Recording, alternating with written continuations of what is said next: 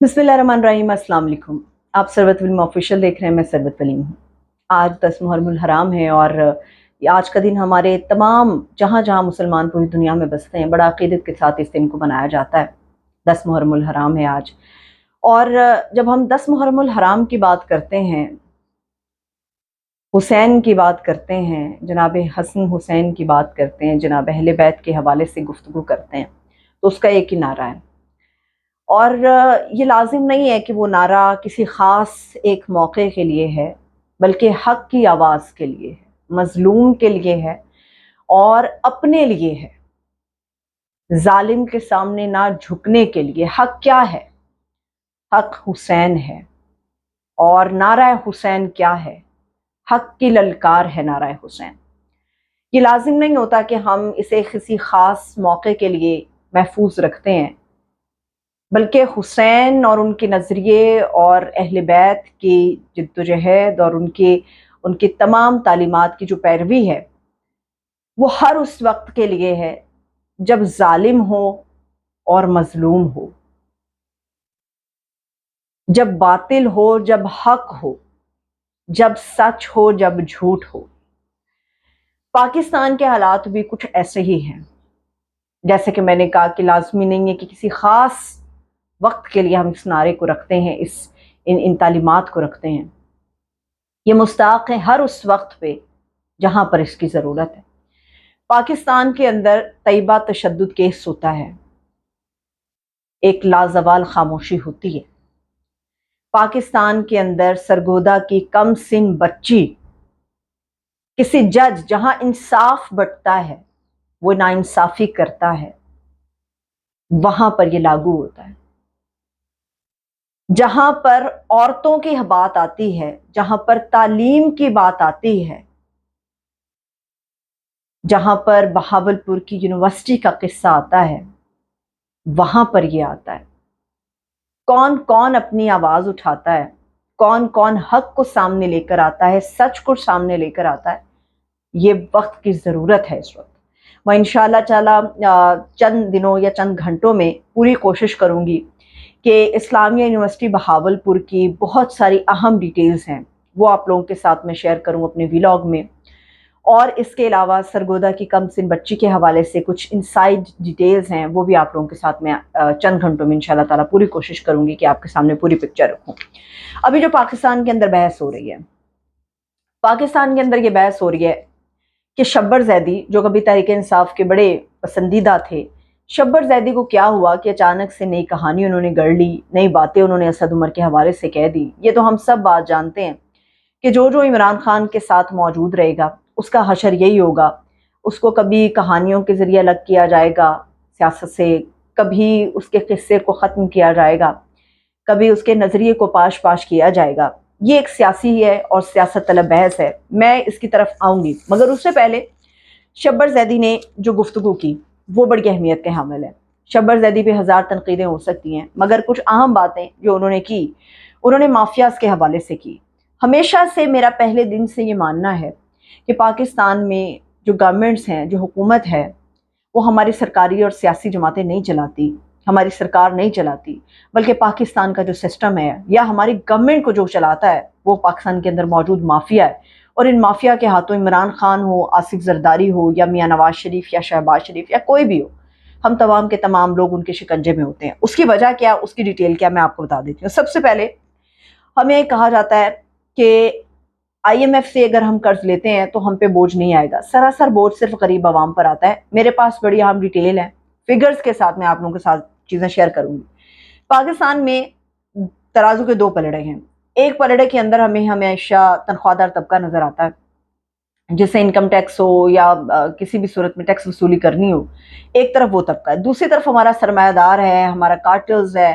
Cartels बड़े लोगों को ज़रा सख्त लफ्ज़ लगता है, तो कार्टल्स हैं, माफिया है, हमारा रिटेलर्स तबका है, सरमायादार है। एक पलड़े के अंदर ये है। अब मैं आप लोगों को बताती हूँ कि तराजू का अंदर ये पलड़े में तोला किस तरह से जाता है। पाकिस्तान के अंदर जितने भी सरमायादार हैं वो उतना भी टैक्स नहीं देते। अगर तमाम सरमायादार को मिला लिया जाए तो हमारा तनख्वाहदार तबका पाकिस्तान के अंदर इस वक्त सबसे ज़्यादा टैक्स देता है। हमारे जितने भी एक्सपोर्टर्स हैं, हमारे जितने भी बड़े बड़े सनतकार हैं, ان تمام لوگوں کو اربوں روپے کی مرات ملتی ہیں، سبسڈیز میں ملتی ہیں۔ اس کے بدلے میں وہ کتنا ٹیکس دیتے ہیں؟ اس کے بدلے میں ان کا انکم ٹیکس شاید 1% ہوتا ہے، 1% یا اس سے بھی کم ہوتا ہے۔ باقی سارا جتنا بھی ہماری اکانومی کا بوجھ ہے، ہمارے ملک کا بوجھ ہے، وہ آپ کے اور میرے جیسا تنخواہ دار طبقہ اٹھاتا ہے۔ اچھا، اس میں آپ کو بتا دوں، پچھلے سال میں ہم چلے جاتے ہیں، سال 2023 کے اندر چلے جائیں یا سال 2022 کے اندر چلے جائیں، گزشتہ مالی سال جو تھا اس میں تنخواہ دار طبقے نے کتنا ٹیکس دیا تھا؟ انہوں نے ٹیکس دیا تھا 264.3 ارب روپے، یہ ٹیکس دیا تھا۔ اس کے بدلے میں اربوں روپے کمانے والا ایکسپورٹر اور ریٹیلرز کا جو ہمارا مافیا ہے، وہ طبقہ ہے جو، اس نے اس کے بدلے میں کتنا ٹیکس دیا؟ انہوں نے اس کے بدلے میں جتنا ٹیکس دیا وہ 175 ارب کم بنتا ہے وہ ٹیکس، 264.3 ارب ٹیکس دیا ہمارے تنخواہ دار طبقے نے ایک سال کے اندر۔ اور ہمارے جتنے بھی سرمایہ دار تھے، ہمارے ریٹیلرز تھے، انہوں نے کتنا ٹیکس دیا؟ انہوں نے ٹیکس دیا، اتنا ٹیکس دیا کہ وہ 175 ارب کم بنتا تھا، یعنی کہ انہوں نے 89.5 ارب جو تھا وہ ٹیکس ادا کیا۔ ابھی آپ لوگوں نے شبر زیدی کا انٹرویو سنا ہوگا شاہ زیب خانزادہ کے ساتھ۔ شاہ زیب خانزادہ کے ساتھ انٹرویو میں اس نے جو باتیں کی وہ اس نے بالکل درست بات کی۔ وہ پھر چاہے کوئی بھی حکومت ہے، کوئی بھی لیڈر ہے، کوئی بھی بڑا سیاسی آدمی ہے، وہ ہمیشہ مافیا کے آگے اپنے گھٹنے ٹیک دیتا ہے۔ میں بڑے خطرناک قسم کی جو کچھ حقائق ہیں وہ بھی آپ لوگوں کے ساتھ شیئر کرتی ہوں۔ اچھا، پاکستان کے اندر ود ہولڈنگ ٹیکس دینے میں جو ہمارا تنخواہ دار طبقہ ہے وہ اس وقت چوتھے نمبر پر ہمیں نظر آتا ہے۔ سب سے پہلا جو سوال پیدا ہوتا ہے کہ پاکستان کے اندر جو ایکسپورٹرز کا طبقہ ہے وہ بہت بڑی تعداد میں ہے، اس کے باوجود بھی وہ پاکستان کے اندر ٹیکس کیوں کم دیتا ہے حالانکہ بہت زیادہ پیسہ کماتا ہے؟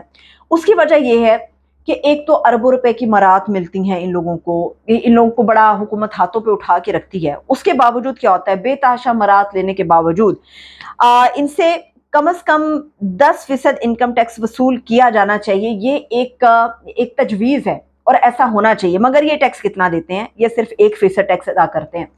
وہ 1% ٹیکس بھی کس چیز پہ ادا ہوتا ہے؟ وہ بھی ایک چیز ہوتی ہے رسید، اس کی رسید کے اوپر جتنا ان لوگوں کا موجود ہوتا ہے اس کے حساب سے 1% ادا کیا جاتا ہے۔ اس ایک رسید میں کتنی ہیرا پھیریاں ہوتی ہیں یہ ہم تمام پاکستانی جانتے ہیں۔ ہیرا پھیری کے باوجود بھی جو اندر مینشنڈ ہوتی ہے رقم، اس کے اوپر 1% دیا جاتا ہے، حالانکہ ان لوگوں کو اربوں روپے کی حکومت مراد دیتی ہے، بے تحاشا انہیں سہولیات دیتی ہے اور انہیں ایک سازگار ماحول فراہم کیا جاتا ہے ایکسپورٹرز کو کہ پاکستان کے اندر جو وہ اپنے کام کریں۔ ان کے لیے پاکستان میں عام جو صارف ہے گھریلو، اس کے لیے بجلی ہو یا پھر گیس ہو، ان تمام چیزوں کے نرخ بہت زیادہ ہوتے ہیں۔ ان کو بجلی میں اور انرجی کی جتنی بھی قیمتیں ہوتی ہیں اس میں بھی حکومت جتنا زیادہ ہو سکتی ہیں ان لوگوں کو فائدہ دیتی ہے، اس کے باوجود یہ 1% ٹیکس دیتے ہیں اس ایک رسید کے اوپر جو کہ لکھا ہوا ہوتا ہے۔ ہونا یہ چاہیے کہ کم سے کم جتنی ان لوگوں کی ایک رسید پہ تنخواہ جتنا بھی اماؤنٹ موجود ہوتی ہے اسی حساب سے انہیں 10% کا ٹیکس ادا کرنا چاہیے، مگر ایسا نہیں ہوتا۔ اب آ جاتے ہیں ریٹیلرز کا سیکٹر ہوتا ہے پاکستان میں۔ جو ریٹیلرز ہیں پاکستان میں بہت بڑی تعداد میں نہیں ہے، پاکستان کے اندر باقاعدہ ایک صنعت نہیں ہے ریٹیلرز کی، مگر ریٹیلرز کے حوالے سے یا تھوک پرچون کے حوالے سے اگر میں بات کروں تو اس میں سب سے زیادہ کریانہ سٹور ہے پاکستان کے اندر جو موجود ہے، اور یہ صنعت کے بغیر ہے۔ یاد رہے کہ صنعت نہیں ہے، تقریباً 20 سے 25 لاکھ کے قریب ایسے لوگ ہیں جو خود ساختہ ایک ریٹیلر کی حیثیت جنہوں نے اختیار کی ہوئی ہے اور اس کے حساب سے وہ اپنا کام کرتے ہیں۔ پاکستان کے اندر یہ سیکٹر اتنا بڑا ہے کہ تقریباً ہمارے پورے ملک کی 15% لیبر ایسی ہے جو کہ ریٹیلرز کے ساتھ بیٹھتی ہے اور کام کرتی ہے۔ اور ہمارا اگر یہ دیکھا جائے روزگار فراہم کرنے کے حوالے سے تو روزگار فراہم کرنے کے حوالے سے یہ سیکٹر ہمارا دوسرے بڑے نمبر پر آتا ہے۔ اب آپ اس کا سائز اپنے حساب سے لگا سکتے ہیں کہ پورے ملک میں ہمارے تقریباً 25 کروڑ کی عوام ہے، اس کے اندر جو دوسرا بڑا ہمارا سیکٹر ہے جو روزگار پرووائڈ کرتا ہے وہ ہمارا ریٹیلرز کا سیکٹر ہے۔ یہ بہت بڑا سیکٹر ہے اور اس کے اندر کیا ہوتا ہے؟ ریٹیلرز ہیرا پھیریاں کیا کرتے ہیں اور کتنا ٹیکس دیتے ہیں میں آپ کو بتاتی ہوں۔ ریٹیلرز کے ساتھ یہ ہوتا ہے کہ انہیں کہا جاتا ہے کہ آپ نے اپنے ریٹرنز جمع کرانے ہیں۔ اب ان کے پاس ہوتا ہے سارا کام کچی رسید کے اوپر، پکی رسید کے اوپر ان کا کام نہیں ہوتا۔ حکومت نے بڑی کوششیں کی تھیں کہ یہ لوگ کسی طرح سے پکی رسید میں، پکی رسید میں کیا ہوتا ہے کہ ان کی جو ایگزیکٹ اماؤنٹ ہوتی ہے وہ ظاہر ہونا شروع ہو جاتی ہے حکومتی کھاتوں کے اندر۔ تو اس کے باوجود بھی گورنمنٹ نے کئی سطح پر ان لوگوں کے ساتھ کام کرنے کی کوشش کی ہے کہ پکی رسید کے ذریعے کام کو آگے بڑھایا جائے، مگر انفارچونیٹلی ایسا نہیں ہو سکا۔ ہمارا ابھی بھی ریٹیلرز کا ایک بہت ہی بڑا طبقہ ہے جو کچی رسید کے اوپر کام کرتا ہے۔ آپ گلی محلے میں چلے جائیں، آپ کسی گاؤں دیہات میں چلے جائیں، بلکہ شہروں کی اکثر جو کریانے کی دکانیں ہیں، تھوک پرچون کی دکانیں ہیں، آپ جو بڑے بڑے بازار ہیں جہاں پہ تھوک پرچون سے ایک کاروبار ہوتا ہے، اگر آپ لوگ وہاں بھی چلے جائیں تو وہاں بھی آپ لوگوں کو ایک کچی رسید بنا کے دی جاتی ہے ہاتھ سے لکھی ہوئی۔ جس میں کیا ہوتا ہے کہ حکومت کے پاس ان لوگوں کا کسی قسم کا کوئی بھی بیلنس شو نہیں ہوتا. حکومت کے پاس ان لوگوں کی لسٹ نہیں جاتی کہ ان لوگوں کے کاروبار میں کتنا استعمال ہوا, کتنا نفع ہوا, کیا نقصان ہے, ان لوگوں کا مد کیا ہوتی ہے کاروبار کی یا پیسہ حاصل کرنے کی, وہ حکومتی کھاتوں کے اندر ظاہر نہیں ہوتی. اب یہ ریٹیلرز ہیرا پھیری کیا کرتے ہیں؟ ایک تو کچی رسید سب سے پہلے. دوسری بات یہ ہے کہ لاگو تو ان پہ بھی ہوتا ہے پورے پاکستان کی طرح کہ آپ نے اپنے ریٹرنز جمع کرانے ہیں. جب یہ لوگ ریٹرنز جمع کراتے ہیں تو اس میں ہمارے ملک میں ایک بڑا اکام فیکٹر ہے.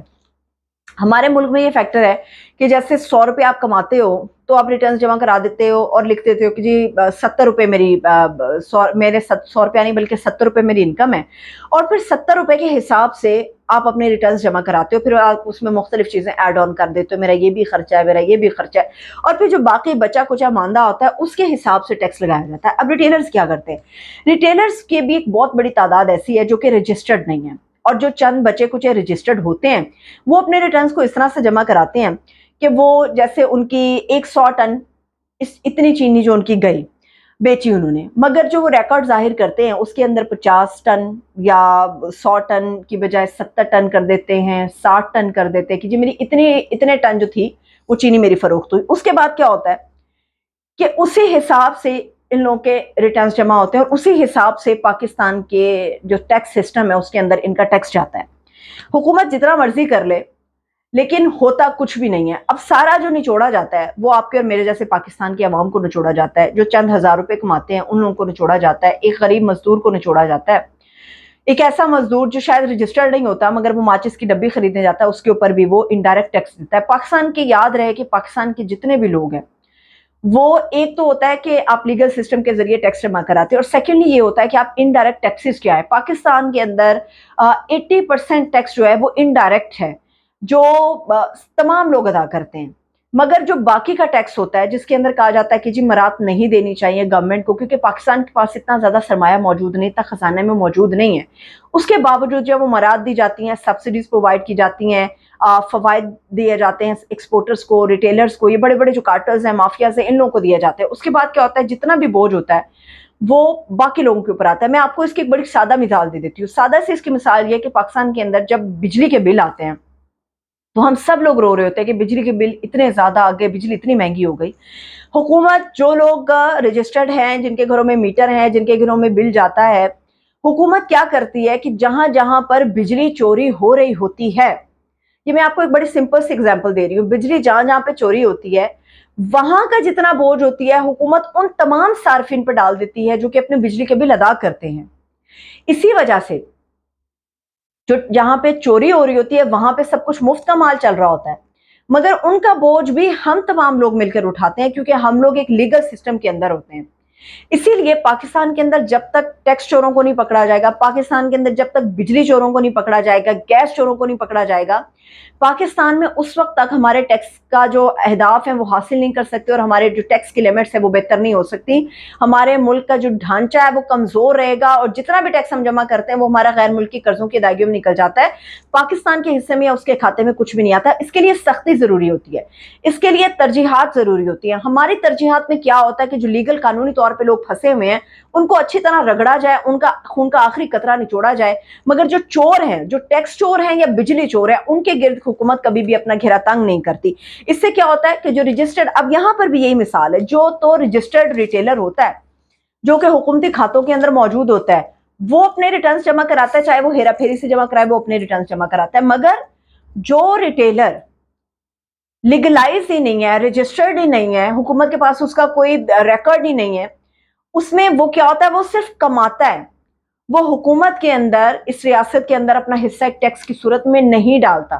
اور حکومت کو یہاں پر ترجیحات کا مظاہرہ کرنا چاہیے, لیکن حکومت یہاں پہ ہمیں سست نظر آتی, چاہے وہ پھر کوئی متعلقہ وزارت ہوتی ہے یا پھر ہم ملک کے کسی بڑے بھی عہدیدار کی بات کرتے ہیں. اچھا اب ریٹیلرز کی بات کرتے ہیں, جو شبر زیدی صاحب, اگر میں یہ بات کرتی تو شاید بڑے لوگوں کو مرچیں لگتی, بڑے لوگوں کو تکلیف ہوتی میری اس گفتگو سے, مگر میں شبر زیدی کو کوٹ کر کے اپنی بات کو آگے بڑھاتی ہوں. شبر زیدی سے جب سوال ہوا ریٹیلرز کے حوالے سے, سیاسی طاقت کے حوالے سے, تو انہوں نے کہا کہ جناب ریٹیلرز جو ہیں, ریٹیلرز کس طرح سے کام کرتے ہیں. انہوں نے کہا کہ ریٹیلرز, انہوں نے ایک تو فاٹا کے لوگوں کی مثال دی, انہوں نے کہا کہ اس سے عمران خان بھی خوفزدہ تھے کہ وہاں پر عدم استحکام ہو سکتا ہے, انہوں نے کہا کہ میں نے صدرن کمانڈ کے کمانڈر بھی میرے پاس آئے تھے، اس علاقے کے حوالے سے انہوں نے ذکر کیا.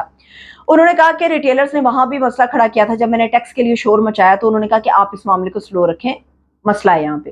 پھر انہوں نے کہا کہ ایک ریٹیلرز کے حوالے سے ہماری میٹنگ چل رہی تھی تو اس کے اندر ہماری فوجی قیادت بھی موجود تھی، فوج کے لوگ بھی موجود تھے. انہوں نے شبر زیدی نے یہ بات کی، انہوں نے کہا میرے منہ پہ کھڑے ہو کے، ایک ریٹیلر نے کہا کہ جناب عالی میں 100 روپے کے اوپر اپنے میٹر کا ٹیکس 50 پیسے دیتا ہوں. میں جب 50 پیسے دیتا ہوں وہ میرے لیے کافی ہے، مگر شبر زیدی بیٹھ کے مجھ سے یہ ڈیمانڈ کرتا ہے کہ میں 100 روپے کے اوپر اپنے میٹر کا 15 روپے ٹیکس ادا کروں. وہ میں نہیں کروں گا. انہوں نے ایگزیکٹ ورڈ کوٹ کے انہوں نے کہا کہ وہ اس ریٹیلر نے کہا کہ میں 15 روپے نہیں دوں گا، میں 50 پیسے دوں گا، جو کرنا ہے کر لو. اس کے بعد کہتے ہیں خاموشی تھی. شبر زیدی نے کہا کہ مجھے روک دیا گیا. ریٹیلرز ہمارے اتنے طاقتور ہیں کہ ایک طرف انہوں نے عمران خان کی بھی مثال دی، فاٹا کی انہوں نے مثال دی. انہوں نے کہا ہمارے سیاسی طاقت کے جتنے بھی لوگ ہوتے ہیں یہ بھی ڈرتے ہیں ریٹیلر سے، یہ اتنا بڑا مافیا ہے. انہوں نے کہا صرف سیاسی نہیں، ہماری فوجی طاقت بھی ان لوگوں کے سامنے کچھ نہیں ہے، ریٹیلرز کے سامنے. کیوں؟ کیونکہ اس کے بعد کیا ہوتا ہے، اگر یہ شٹر ڈاؤن کر دیں، ان کا شٹر ڈاؤن کرنا ہمارے لیے عدم استحکام کی وجہ بن سکتا ہے، اور اسی لیے ان کے سامنے تمام لوگ اپنے گھٹنے ٹیک دیتے ہیں. میں یہ بات نہیں کر رہی ہے، شبر زیدی نے بات کی ہے. جو پاکستان کے اندر ایک رپورٹ ہے جس کے فگرز میں آپ لوگوں کے ساتھ شیئر کر رہی ہوں، اس رپورٹ کے اندر بھی واضح طور پہ ریٹیلرز کے حوالے سے لکھا ہے کہ ان سے نہ صرف ہمارے سیاسی بلکہ ہماری فوج بھی ڈرتی ہے، گھبراتی ہے وہ بھی ریٹیلرز کے سامنے، اور ان لوگوں کے ساتھ کوئی بھی سختی سے پیش نہیں آتا. اس کی وجہ یہ ہوتی ہے کہ اگر یہ لوگ شٹر ڈاؤن کر دیتے ہیں کسی بھی ایک جگہ پر جہاں پر یہ ٹیکس کے حوالے سے ان پہ سختی کی جاتی ہے، تو اس کے نتیجے میں کیا ہوتا ہے، عدم استحکام ہوتا ہے، وہاں پہ جو گورنمنٹ ہوتی ہے وہ کمزور ہوتی ہے.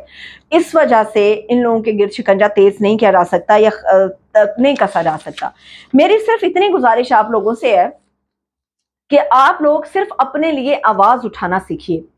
آپ لوگ سروس کرا سکتے ہیں، آپ لوگ باقاعدہ اس کے اوپر ایک کمپین چلا سکتے ہیں، مہم چلا سکتے ہیں کہ پاکستان کا تنخواہ دار طبقہ جو آلریڈی بہت زیادہ پسا ہوا ہے، ان لوگوں سے تو آپ ٹیکس وصول کرتے ہیں کہ پاکستان کو بہتر کرنا ہے، پاکستان کو بحال کرنا ہے، مگر جن سرمایہ کاروں کے لیے آپ پاکستان کے اندر ماحول سازگار کرتے ہیں یا جن ریٹیلرز کے سامنے آپ گھٹنے ٹیک دیتے ہیں، ان لوگوں سے بھی تو مل کے بیٹھ کے بات ہونی چاہیے کہ پاکستان کی مضبوطی کے لیے جناب آپ کو کم سے کم 10%، 15% کے اوپر آنا ہوگا. مجھے اجازت دیجیے، اپنا خیال رکھیے. خدا حافظ.